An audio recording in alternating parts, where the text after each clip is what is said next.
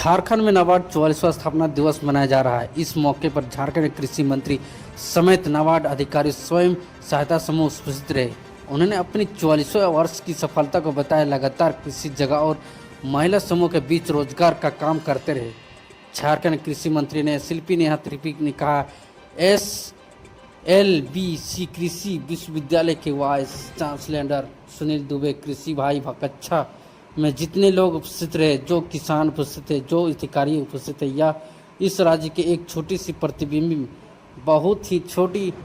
सी और राज इस कच्छ के बाहर राज्य के कई सारे किस है जो इस तरह की संस्था के कार्य से प्रभावित हुए, लाभान्वित हुए और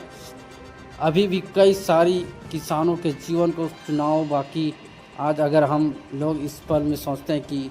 यह संस्था का परिकल्पना कैसे और क्यों हुआ, तो आप लोग जैसे कि इतिहास में जानते हैं 1960 के बाद जो बैंक का नेशनलाइजेशन जब किया जा रहा था, उस समय स्वर्गीय इंदिरा गांधी जी का एक विजय था कि क्यों ना एक बैंक का एक संस्था का गठन किया जाए जो कि केवल और केवल किसानों और ग्रामीण अर्थव्यवस्था को सुधार करने में काम करे। वहाँ से संस्थान की शुरुआत हुआ। आज इतने वर्षों के बाद मैं आशा करती हूँ कि जिस विचार संस्था का गठन किया गया उसमें से 100% की नाम, मगर निश्चित रूप से कुछ चीज़ों में हम लोगों ने पाया और भी काफ़ी लंबा सफ़र करना तय करना बाकी। इस संस्था को कोई भी संस्था हो या सरकार भी। देखिए, आज नाबार्ड का 44वां फाउंडेशन डे था और ये संस्था स्वर्गीय इंदिरा गांधी जी के द्वारा ही स्थापित की गई थी, विशेष रूप से ग्रामीण क्षेत्रों के अर्थव्यवस्था को सुदृढ़ करने के लिए, किसानों के लिए एक स्पेसिफिक बैंकिंग इकोसिस्टम प्रोवाइड करने के लिए। इतने वर्षों में कई सारी उपलब्धियां इस संस्था की रही हैं। अभी भी बहुत लंबा समय और सफ़र तय करना बाकी है इस संस्था को, और झारखंड में जो कार्य यहाँ पे किया जा रहा है नाबार्ड के माध्यम से वो सराहनीय है, मगर बहुत अपेक्षा भी है इस संस्था से। और आशा करते हैं कि FPOs के माध्यम से किसान को और ज़्यादा से ज़्यादा सुदृढ़ नाबार्ड करेगी झारखंड में, क्योंकि सरकार को तो आप मदद करते ही हैं, सरकार लोन्स लेती है नाबार्ड से, मगर वो इम्पैक्ट हम तभी देख पाएंगे जब हम लोग किसानों तक वो सशक्तिकरण लेके जा सकते हैं। तभी किसानों की समस्या को बताते हुए आपने बताया मैम कि लोन लेने में किस तरीके की उन्हें तकलीफ हो रही है, बैंकिंग सिस्टम को काफी ज्यादा नहीं, देखिए बिल्कुल हम लोग तो क्योंकि जमीनी